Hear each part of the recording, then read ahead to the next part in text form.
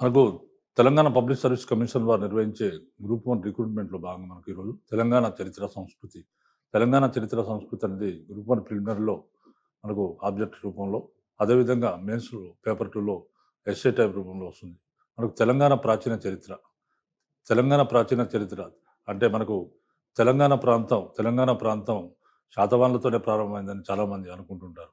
కానీ శాతవాహనుల కంటే ముందే తెలంగాణ తెలంగాణలో ఉన్న మనకు కోటిలింగాలలో శాతవాహనుల తొలి రాజధాని కోటిలింగాలలో అనేక మంది రాజులు పాలించినట్టు వారి వారి వద్ద ఈ మన తెలంగాణ మన శాతవాహన రాజ్య స్థాపకుడు శ్రీముఖుడు పనిచేసినట్లు తర్వాత ఆయనే తిరిగి శాతవాహన రాజ్యాన్ని స్థాపించినట్టు మనకు తెలుస్తుంది. అయితే తెలంగాణ చరిత్రను తీసుకుంటే ఇంకా మనము ప్రాచీన కాలపు చరిత్రను తీసుకున్నట్లయితే క్రీస్తుపూర్వం 6వ శతాబ్దంలో మనకు షోడశ జనపదాలని భారతదేశ వ్యాప్తంగా 16 జనపదాలు ఉండేవి. ఆ విధంగా షోడశ జనపదాలు అన్నారు. అంటే ముందు ఆర్యుల కాలంలో ట్రైబ్స్‌గా చిన్న చిన్న గుంపులుగా ఉన్నవాళ్ళు మలివేద కాలం నాటికి చిన్న చిన్న రాజ్యాలు అయిపోయాయి. తర్వాత ఈ విధంగా క్రీస్తుపూర్వం 6వ శతాబ్దం నాటికి కొన్ని కొన్ని పెద్ద పెద్ద రాజ్యాలు ఉండేవి. ఆ రాజ్యాలన్నిటి షోడశ జనపదాలు అన్నారు. ఈ షోడశ జనపదాలన్నింటిని కూడా కలిపి మగధతో గ్రాడ్యువల్‌గా మగధ రాజ్యం మిగతా 15 జనపదాలను కలుపుకొని మ గొప్ప గొప్ప భారతదేశంలోని పెద్ద రాజ్యంగా మగధ అవతరించింది. అదేవిధంగా ఈ 16 జనపదాల్లో తెలంగాణలో ఒక జనపదం ఉంది. అదే అస్మక జనపదము. అస్సక అని కూడా అంటారు. అస్మక జనపదం నేటి ఉమ్మడి ఉమ్మడి నిజామాబాద్ జిల్లాలోని బోధన్ దానికి రాజధానిగా ఉండేది. దాన్ని పూ పూతన్ అని ఫస్టు, తర్వాత బోధన్ అని, తర్వాత బోధనపురం అని ఇట్లా రకరకాలుగా పిలిచేవారు. ఈ విధంగా ఈ ఈ ఈ జనపదాన్ని బోధనపురం లేదా బోధన్ రాజధాని ఉన్న అస్మక జనపదానికి సుజాతుడనే రాజు పాలించేవాడు. సుజాతుడనే రాజు బుద్ధునికి సమకాలికుడిగా ఉండేవాడు. తర్వాత మనకు ఈ కాలంలో అనేక అంశాల్లో ఈ కాలం నాటి త్రవ్వకాలు జరిపారు. ఈ త్రవ్వకాల్లో అనేక అంశాలు వెలుగు చూశాయి. ఆ అంశాలంటే శాతవాహనుల కాలం నాణాలు, శాతవాహనుల కంటే పూర్వపు ఉన్న రాజుల నాణాలు కూడా మనకు లభించాయి. కాబట్టి శాతవాహనుల ఆనాటి చరిత్రను మనం ఈ విధంగా ఆనాటి నాణాల ద్వారా తెలుసుకోవచ్చు. నాణాల్లో మనకు ఆ రాజు యొక్క గుణగణాలు, ఆ రాజ్య విస్తరణ, ఆ రాజు యొక్క మత విశ్వాసాలు, ఆచారాలు, సాంప్రదాయాలు నాణాల ద్వారా తెలుస్తుంది. అదేవిధంగా శాసనాలు ఉండేవి. అశోకుడు భారతదేశంలో శాసనాలు వేయడం ప్రారంభించిండు. కాబట్టి ఆనాటి శాసనాలు కూడా లభించాయి. శాసనాలు ఆనాటి రాజుల యొక్క రాజ్య విస్తరణ, తర్వాత రాజ్యం ఎక్కడి నుంచి ఎక్కడి వరకు విస్తరించింది, తర్వాత రాజ్య విస్తరణ, తర్వాత అంతేకాకుండా వారి కాలం నాటి వారి క్రొనాలజికల్ కుటుంబం తర్వాత అంటే క్రొనాలజికల్ ఆర్డర్, ఆ విధంగా అనేక అంశాలు శాసనాల ద్వారా శాసనాలలో రాజ్య విస్తరణలో దొరుకుతుంది. ఆ తర్వాత ఏ రాజధానిగా పాలించాలని తెలుస్తుంది. తర్వాత కొన్ని శాసనాల్లో మరి తామ్ర శాసనాలు అనేవి దాన శాసనాలు. రాజు ఒక దేవాలయాన్ని కానీ అగ్రహారాన్ని కానీ భూములు ఇచ్చినప్పుడు ఈ దాన శాసనం, తామ్ర శాసనాన్ని వేస్తారు. అటువంటి శాసనాలు మనకు లభించాయి. అదేవిధంగా ఆ కాలం నాటి ఇంకా అనేక అంశాలు మనకింకా ఆనాటి నిర్మాణాలు కూడా లభించాయి. అనేక బౌద్ధ విహారాలు తెలంగాణ ప్రాంతంలో అనేక చోట్ల లభించాయి. ఈ బౌద్ధ విహారాల్లో పనిగిరి, గాదులబండ, నేలకొండపల్లి, తర్వాత పెదబంకూరు, తర్వాత ధూళికట్ట, తర్వాత ఇట్లా కొండాపూరు మొదలైన ప్రాంతాల్లో మనకు ఆనాటి బౌద్ధ విహారాలు లభించాయి. ఆనాటి బౌద్ధ విహారాల ద్వారా మనం ఆనాటి బౌద్ధ కళా పోషణ, బౌద్ధ మతం ఏ విధంగా అభివృద్ధి చెందింది, బౌద్ధ మతాన్ని ఎవరెవరు పోషించారనే అంశాలు మనకు తెలుస్తాయి. సో మనకి మిగిలిన అంశాలు ఏంటంటే తెలంగాణ పద ఉత్పత్తి త్రిలింగ దేశం అని అనేవారు. త్రిలింగ దేశం అంటే స్కంద పురాణము, శ్రీశైలము, ద్రాక్షారామము, కాళేశ్వరము, మహేంద్రగిరి ప్రాకారంగా ఉన్న దేశాన్ని త్రిలింగ దేశం అని నిర్వచించింది. స్కంద పురాణంలో మనకు ఏమున్నదంటే శ్రీశైలము, ద్రాక్షారామము, కాళేశ్వరము, మహేంద్రగిరి ఇవి బార్డర్స్. శ్రీశైలము, ద్రాక్షారామం, ఒక పక్క శ్రీశైలం ఉంటుంది, మరొక పక్క ద్రాక్షారామం ఉంటుంది, మరొక పక్క కాళేశ్వరం ఉంటుంది. ఇది మహేంద్రగిరి ప్రాకారంగా ఉన్న దేశాన్ని మూడు లింగాలు శ్రీశైలం, ద్రాక్షారామం, కాళేశ్వరం ఉన్నాయి కాబట్టి ఈ 3 లింగాల మధ్య ఉన్న దేశాన్ని త్రిలింగ దేశం అని స్కంద పురాణం మనకు నిర్వచించింది. తొలి శతాబ్దాలకు చెందిన ప్రథమ సాహిత్య గ్రంథాలైన మార్కండేయ పురాణము, తొలి శతాబ్దాలకు చెందిన ప్రథమ సాహిత్య గ్రంథాలైన మార్కండేయ పురాణము, వాయు పురాణంలో త్రిలింగ త్రిలింగ త్రిలింగ అని పేర్కొనబడింది. తొలి శతాబ్దాలకు చెందిన ప్రథమ సాహిత్య అంటే ప్రథమ సాహిత్య గ్రంథాలు ఆనాటి ప్రాచీన సాహిత్య గ్రంథాలైన మార్కండేయ పురాణం, వాయు పురాణంలో త్రిలింగ త్రిలింగ దేశం అనే త్రిలింగ అని ఈ దేశాన్ని పేర్కొనబడింది. తర్వాత తెలుగుల జనపదం మధ్యప్రదేశ్లోని జనపదాల్లో ఒకటిగా వాయు పురాణం పేర్కొనింది. తెలుగుల జనపదము మధ్యప్రదేశంలోని జనపదాల్లో ఒకటిగా మనకు వాయు పురాణం పేర్కొనేది. కాబట్టి దీన్నే తెలంగాణగా చెప్పవచ్చు. తెలంగాణ అని చెప్పవచ్చు. తెలంగు త్రిలింగ్ అనే శబ్దాన్ని అంగునీయం అనే తమిళ వ్యాకరణ గ్రంథంలో పేర్కొన్నారు. అంగునీయం అనే తమిళ వ్యాకరణ గ్రంథంలో ఈ శబ్దాలను పేర్కొన్నారు. ఏమంటే తెలంగు త్రిలింగ్ అనే శబ్దాన్ని అంగునీయం అనే తమిళ వ్యాకరణ గ్రంథంలో పేర్కొన్నారు. అంటే దీన్ని తెలంగాణను ఈ విధమైన నామాలతో ఆ రోజుల్లో పిలిచేవారన్నట్టు మనకు అంగునీయం ద్వారా మనకు తెలుస్తుంది. తర్వాత శ్రీశైలము, ద్రాక్షారామము, కాళేశ్వరం అనేవి గొప్ప శైవ క్షేత్రాలు. ఈ 3 లింగముల మధ్య ఉన్న దేశానికి త్రిలింగ దేశం అని పేరు వచ్చింది. అంటే శ్రీశైలము ఒక పక్క శ్రీశైలం ఉంటుంది, మరొక పక్క ద్రాక్షారామం ఉంటుంది. శ్రీశైలము, ద్రాక్షారామము, కాళేశ్వరం అనేవి గొప్ప శైవ క్షేత్రాలు. అంటే శివుని యొక్క దేవాలయాలు. ఈ 3 కూడా శివలింగాలు ఉన్న గొప్ప శైవ క్షేత్రాలు. కాబట్టి ఈ 3 లింగాల మధ్య ఉన్న దేశానికి త్రిలింగ దేశం అని పేరు వచ్చింది. త్రిలింగాణ శబ్దమే మారి తెలంగాణము, త్రిలింగాణ శబ్దమే మారి తెలంగాణము అనే పేరు వ్యవహారంలోకి వచ్చింది. మన శాసనాల్లో దీనికి త్రిలింగమని, మహమ్మదీయ చరిత్రకారులు దీన్ని త్రిలింగ్ అని కూడా వ్యవహరించారు. మరి శాసనాల్లో దీన్ని త్రిలింగం అని చెప్పారు. మహమ్మదీయ చరిత్రకారులేమో త్రిలింగ్ అని వ్యవహరించారు. ప్రజలు అప్పుడు తైలంగులు కావడం జరిగింది. తెలంగాణ అనగా తెలుగు వారుండు దేశం అని అర్థం. ఇది ప్రాచీన పదం. తెలంగాణ అనగా తెలుగు వారుండు దేశం అని అర్థం. ఇది ప్రాచీన పదం. ఒకప్పుడు తెలంగాణ దక్షిణ పదంలో విశాల భూభాగంలో ఉండేది. కానీ కాలక్రమంలో చీలికలై వేరు రాజుల ఆధిపత్యంలోకి వచ్చినందున వేరు పేర్లను పొందినది. ఒకప్పుడు తెలంగాణ దక్షిణ భారతదేశంలో విశాల భూభాగంలో ఉండేది. కానీ కాలక్రమంలో ఏమైందంటే చీలికలు అయిపోయింది. ఎందుకంటే వివిధ రాజులు ఒక్కొక్క ప్రాంతాన్ని ఏర్పాటు చేసుకున్నారు కాబట్టి చీలికలు ముక్కలైపోయింది. ఆ రాజుల ఆధిపత్యంలోకి వచ్చినందున వేరు పేర్లను తర్వాత కాలంలో పొందింది. హైదరాబాద్ రాష్ట్రంలో హైదరాబాదు, వరంగల్, ఖమ్మం, నల్గొండ, మహబూబ్ నగర్, మెదక్, నిజామాబాదు, రంగారెడ్డి, ఆదిలాబాదు, కరీంనగర్ అనే 10 జిల్లాలు ఆ కాలంలో ఉండేవి. తర్వాత కాలంలో ఇప్పుడు 33 జిల్లాలు అయ్యాయి. కానీ ఆ రోజుల్లో మనకు నిజాం రాజ్యంలో, హైదరాబాద్ రాజ్యంలో మనకు కేవలం 8 ప్రధానంగా ఉండేవి. 8 మనకు 8 జిల్లాలు ఉండేవి తెలంగాణలో, హైదరాబాద్ రాజ్యంలో ఉన్నప్పుడు. ఈ యొక్క రంగారెడ్డి, తర్వాత మరొకటి ఖమ్మం అనే జిల్లాలు లేకుండేవి అప్పుడు. ఆ తర్వాత కాలంలో అయ్యాయి. హైదరాబాద్ రాష్ట్రంలో ఉన్న హైదరాబాద్, వరంగల్ ఇప్పుడు ప్రజెంట్ మొన్నటి వరకు ఉన్న 10 జిల్లాలు ప్రాచీన తెలంగాణ శబ్దం నుంచే జిల్లాలకు ప్రాచీన తెలంగాణ శబ్దమే నిలిచిపోయింది. అంటే ఈ జిల్లాలకు ప్రాచీన తెలంగాణ శబ్దం మాత్రం నిలిచిపోయింది. అసలు ఈ తెలంగాణ తెలుగు వారికి మొదటి నివాస భూమిగా ఉండేది. అంటే తెలుగు మాట్లాడే అందరికీ కూడా తెలంగాణమే అంటే మొత్తం తెలుగు వారికి, అటు ఆ ప్రాంతంలో ఉన్న తెలుగు వారికి, ఇక్కడున్న తెలుగు వారికి తెలంగాణమే తెలుగు వారికి మొదటి నివాస భూమిగా ఉండేది. అక్కడి నుంచే వారు పలు ప్రాంతాలకు తెలుగువారు విస్తరించారు. ఆ ప్రాంతాల యందు ఆంధ్ర శబ్దం ప్రచారానికి వచ్చింది.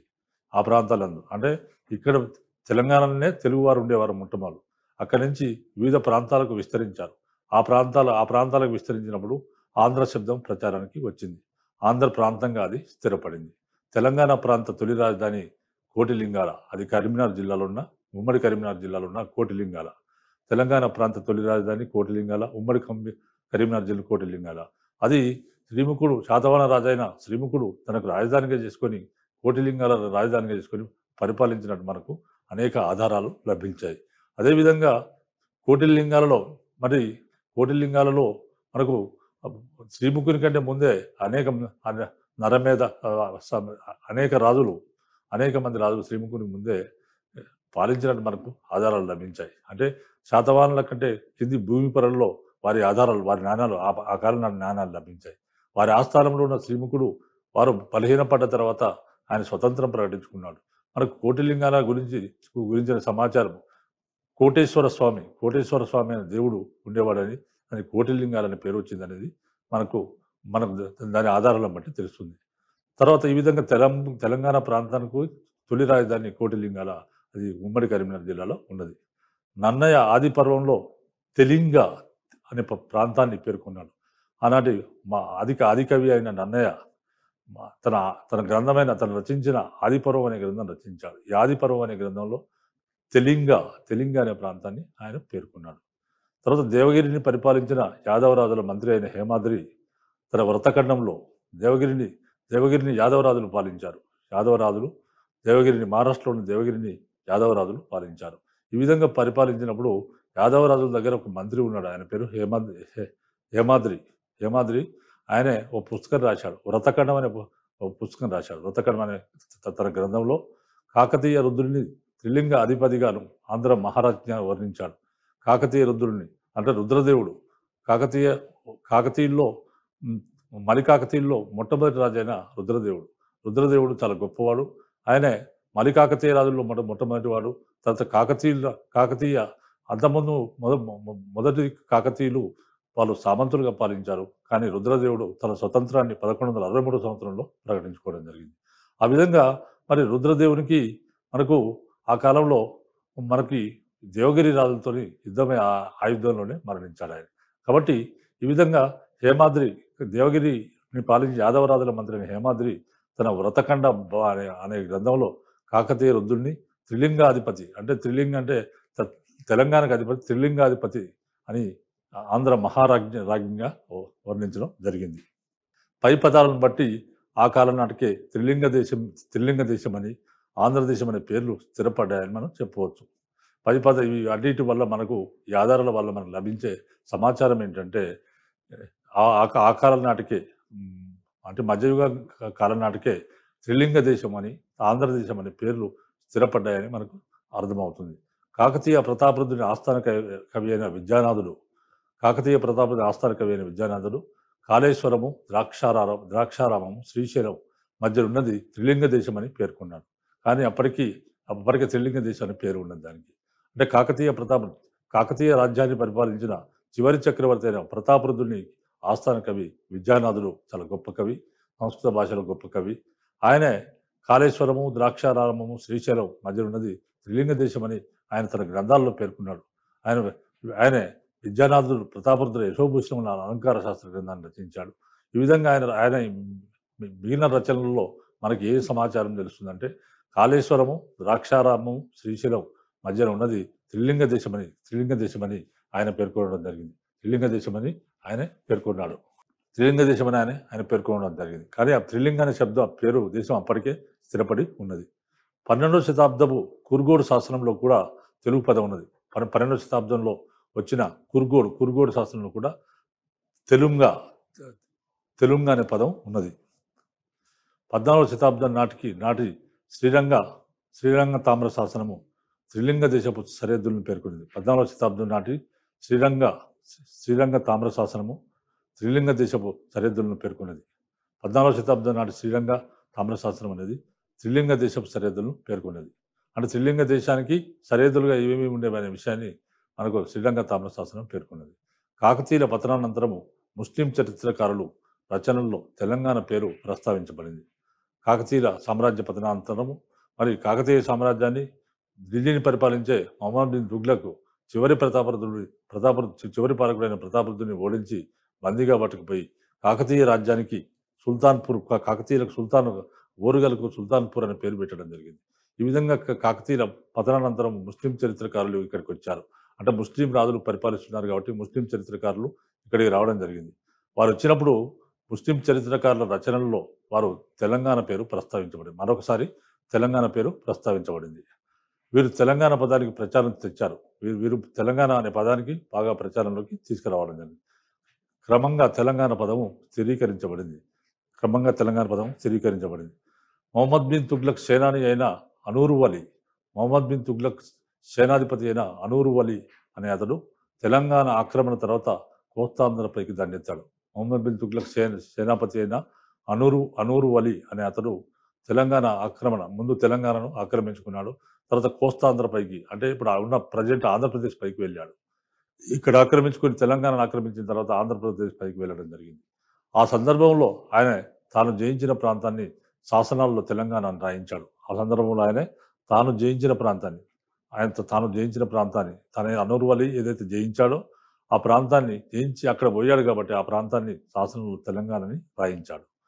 తర్వాత మొఘల్ ఆస్థాన కవి అయిన అబుల్ ఫజల్ అంటే అక్బర్ ఆస్థాన కవి అక్బర్ ఆస్థాన కవి అయిన అబుల్ ఫజల్ అనే కవి ఆ, ఆస్థాన కవి అబుల్ ఫజల్ తెలంగాణని తన తన రచనలలో తెలంగాణని ప్రస్తావించడం జరిగింది.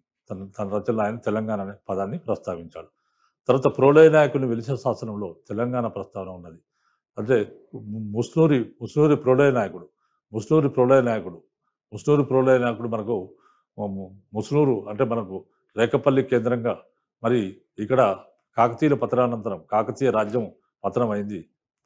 పతనానంతరము ముస్లింలు వచ్చి ఇక్కడ పరిపాలన మొదలుపెట్టారు.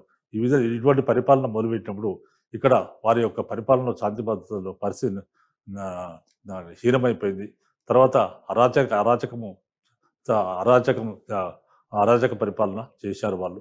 కాబట్టి కాకతీయుల ఆస్థానంలోని ఆనాటి వాళ్ళ దగ్గర పనిచేసిన మంత్రులు తర్వాత సైన్యాధిపతులు అందరూ కూడా ఒక నిర్ణయానికి వచ్చారు. ఎట్టి పరిస్థితుల్లో ముస్లిం పరిపాలన తెలుగు ప్రాంతాల నుంచి ముస్లింలను పారదోలాలనే నిర్ణయానికి రావడం జరిగింది. ఇటువంటి నిర్ణయానికి మనకు ప్రోలయ నాయకుడు ఈయనే నాయకత్వం వహించాడు. ప్రోలయ నాయకుడు నాయకత్వం వహించడం జరిగింది. ప్రోలయ నాయకుడు ఆ విధంగా భద్రాచలం దగ్గర ఉన్న రేకపల్లి కేంద్రంగా ప్రోలయ నాయకుడు ఆ విధంగా ముస్లింలను తెలుగు ప్రాంతాల నుంచి పంపించాలనే లక్ష్యంలో భాగంగా ప్రోలయ నాయకుడు వీరికి నాయకత్వం వహించాడు. ఈ ఉద్యమానికి నాయకత్వం వహించాడు.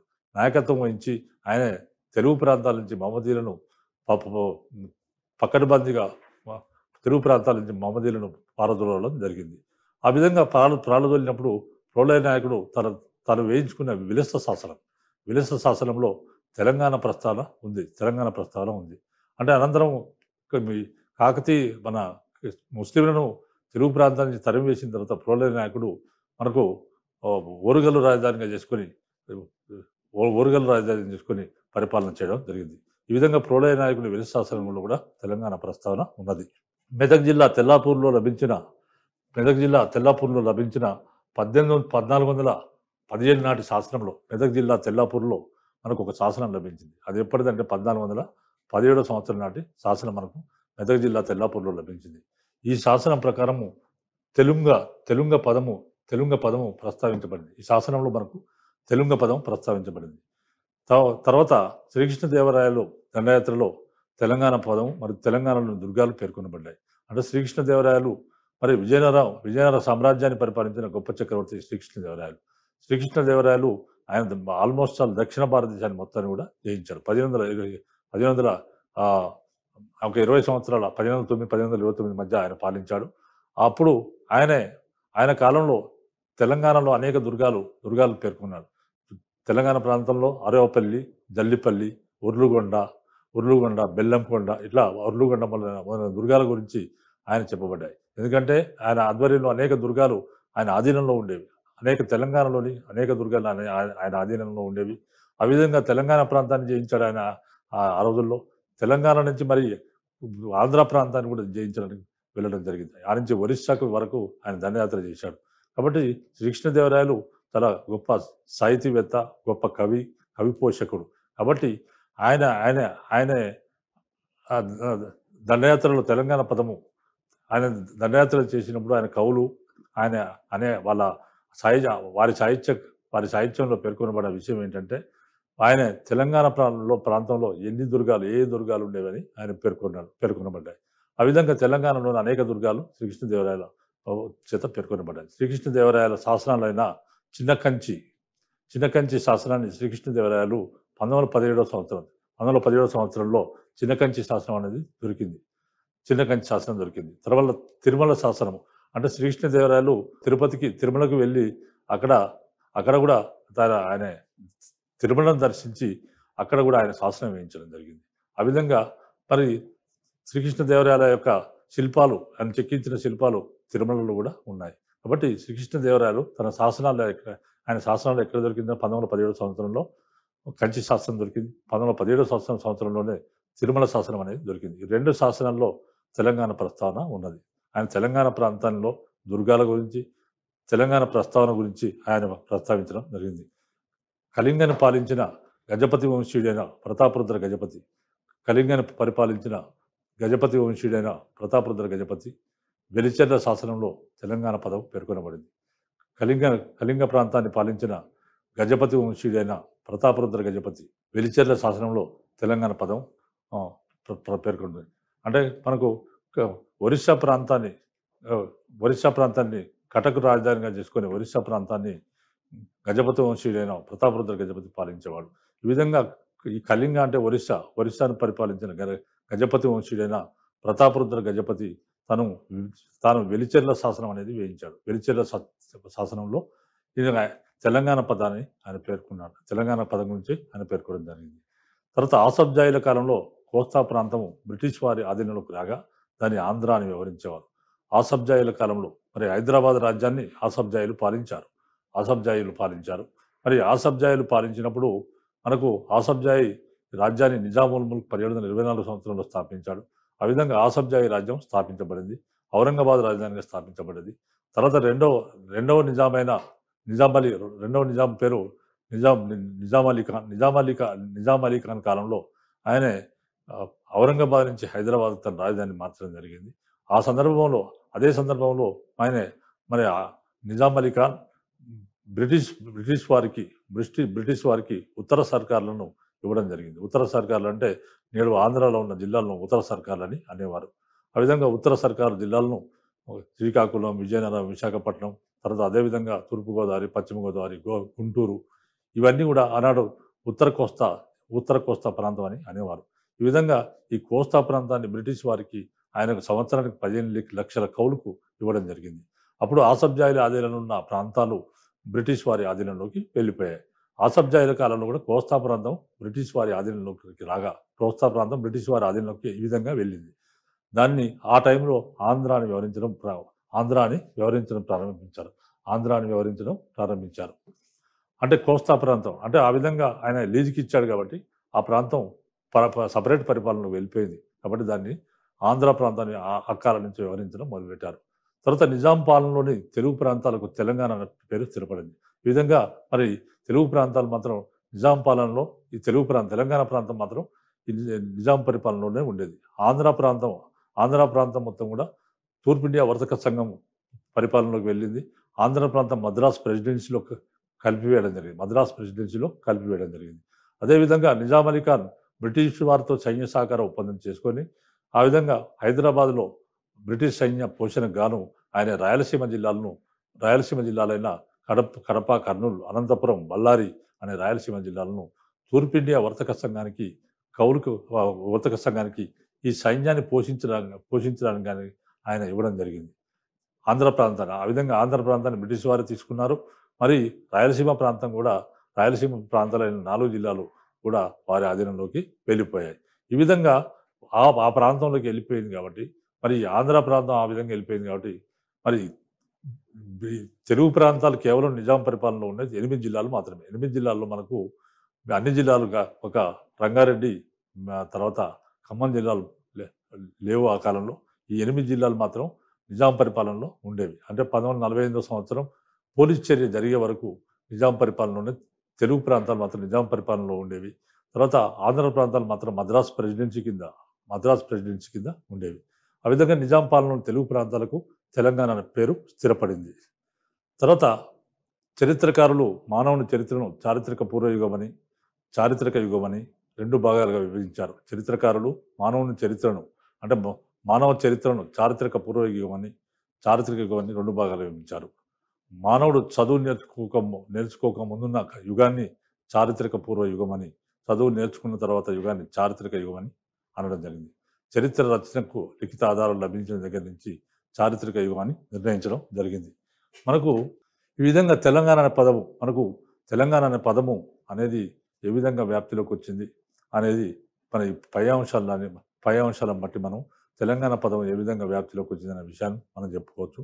ఇంకా మనకు తెలంగాణ ప్రాంతంలో అనేకమైన బౌద్ధ విహారాలు, తర్వాత జైన విహారాలు వెలిసిల్లాయి. అంటే జ జైన మతం కూడా తెలంగాణ ప్రాంతంలో బ్రహ్మాండంగా వెలిసిల్లినట్టు మనకు మనకు ఆధారాలు దొరుకుతున్నాయి. అంటే అనేక జైన విహారాలు నిర్మించబడ్డాయి. అంటే మనకు కాకతీయుల పాలన కంటే ముందు వరకు కూడా జైన మతము చాలా బ్రహ్మాండంగా వెలిసిల్లింది. తెలంగాణ ప్రాంతంలో జైన మతం వెలిసిల్లింది. బౌద్ధ మతము, జైన మతము 2 కూడా వెలిసిల్లినట్టు మనకు ఆధారాలున్నాయి.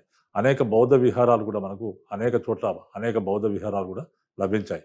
మనం బౌద్ధ విహారాలు, తర్వాత జైన విహారాలు, తర్వాత జైన జైన విహారాలను శైవ మతం బాగా బలీయమైన టైంలో శైవులు బలవంతంగా ఈ యొక్క శే శైవ దేవాలయాలు గాని, జైన దేవాలయాలను బలవంతంగా శైవ దేవాలయాలుగా మార్చుకోవడం జరిగింది. అయినప్పటికి కూడా మనకిప్పటికీ ఆ విధంగా మార్చినప్పటికి కూడా హనుమకొండలో ఉన్న పద్మాక్షి దేవాలయం, అంటే ప్రోలరాజు నిర్మించిన హనుమకొండలో ఉన్న పద్మాక్షి దేవాలయం, హనుమకొండలో ఉన్న పద్మాక్షి దేవాలయం అనేది ఒక జైన దేవాలయంగా ఉండేది. అంటే తొలి కాకతీయులు దిగంబర జైన మతాన్ని అనుసరించారు. ఆ విధంగా వారు ఈ పద్మాక్షి టెంపుల్‌ను నిర్మించారు. జైన దేవాలయంగా నిర్మించారు. తర్వాత కాలంలో మలి కాకతీయుల కాలంలో శైవం విస్తరించినప్పుడు బలవంతంగా అది శైవ మత దేవాలయంగా మార్చబడ్డది. సో, ఈ విధంగా మనం ఈ ఆనాటి మరి మనకు శాసనాలు లభిస్తున్నాయి. తర్వాత అనేక నాణేలు లభిస్తున్నాయి. ఆ నాణేల వల్ల మనకు అనేక అంశాలు మనకు వెలుగులోకి వస్తున్నాయి. అనేక రోమ్ నాణాలు కూడా తెలంగాణ ప్రాంతంలో లభించాయి. రోమ్ నాణాల వల్ల మనకు తెలిసే విషయం ఏంటంటే, రోమ్ దేశంతోని విదేశీ వర్తకం బ్రహ్మాండంగా సాగినట్టు మనకు తెలుస్తుంది. రోమ్ అంటే ఇటలీ దేశంతోని బ్రహ్మాండమైన వర్తకం మనకు సాగినట్టు తెలుస్తుంది. ఆ విధంగా రోమ్ దేశంతోని వర్తకం సాగింది. తర్వాత ఆహ్, మ మిగిలిన తూర్పు అంటే పశ్చిమ దేశాలతోని కూడా వర్తకం సాగేది. ఆనాటి ఆనాటి నాణాలను బట్టి మనకు తెలుస్తుంది.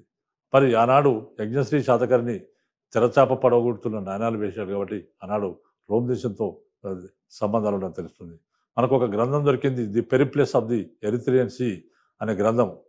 ఈ గ్రంథాన్ని ఒక అజ్ఞాత నావికుడు రచించాడు.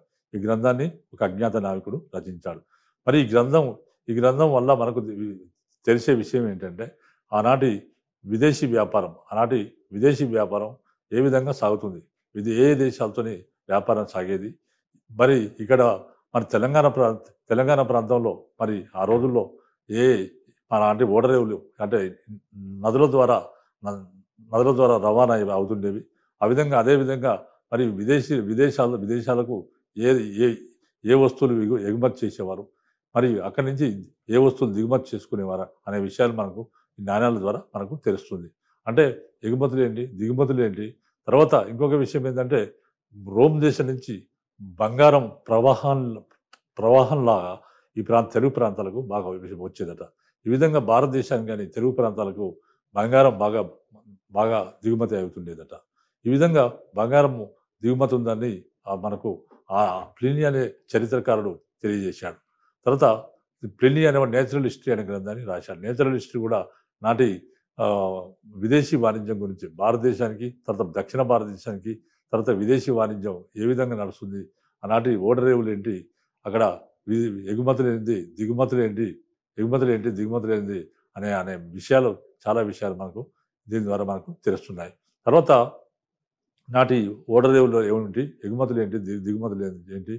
తర్వాత ఆనాటి మన ఆహ్, ఆహ్, ఆనాటి ముఖ్యంగా ఆనాటి పరిస్థితులు అంటే వాణిజ్య పరిస్థితులు, అంటే ప్రాంతాలు, వాణిజ్య పరిస్థితులు దేనికి ఎక్కడ ఏ వస్తువులు దొరికేవి? ఇక్కడ కూడా తెలుగు ప్రాంతాల్లో గాని, దక్షిణ భారతదేశంలో ఏ వస్తువులు దొరికేవి అనే విషయాలు మనకు తెలుస్తున్నాయి. తర్వాత టాలమీ వాడు రచించిన 'జాగ్రఫీ' అనే గ్రంథంలో కూడా అనేక విషయాలు ఆనాటి జాగ్రఫీ అంటే ఆనాటి భౌగోళిక పరిస్థితుల గురించి టాలమీ తన 'జాగ్రఫీ' అనే గ్రంథంలో తెలియజేయడం జరిగింది. ఈ విధంగా మరి తెలంగాణ ప్రాంతంలో ఈ నాణాలు, శాసనాలు, తర్వాత తర్వాత నిర్మాణాలు ద్వారా మనకు ఆనాటి చరిత్రను మనం ఆహ్, తెలుసుకోవడానికి ఇవన్నీ ఆధారాలుగా మనకు లభించాయి. తర్వాత మనకు ఈ విధంగా మరి తెలంగాణ అనే పేరు వచ్చి ఎలా స్థిరపడిందనేది మనకు ఇప్పుడు స్పష్టంగా నేను చెప్పడం జరిగింది. తెలంగాణ అనే పదం. అదేవిధంగా ప్రాచీన కాలంలో ఎలాంటి తెలంగాణ చరిత్ర గురించి వివరించడం జరిగింది. మిగిలిన అంశాలను నెక్స్ట్ ఎపిసోడ్‌లో వివరించడం జరుగుతుంది.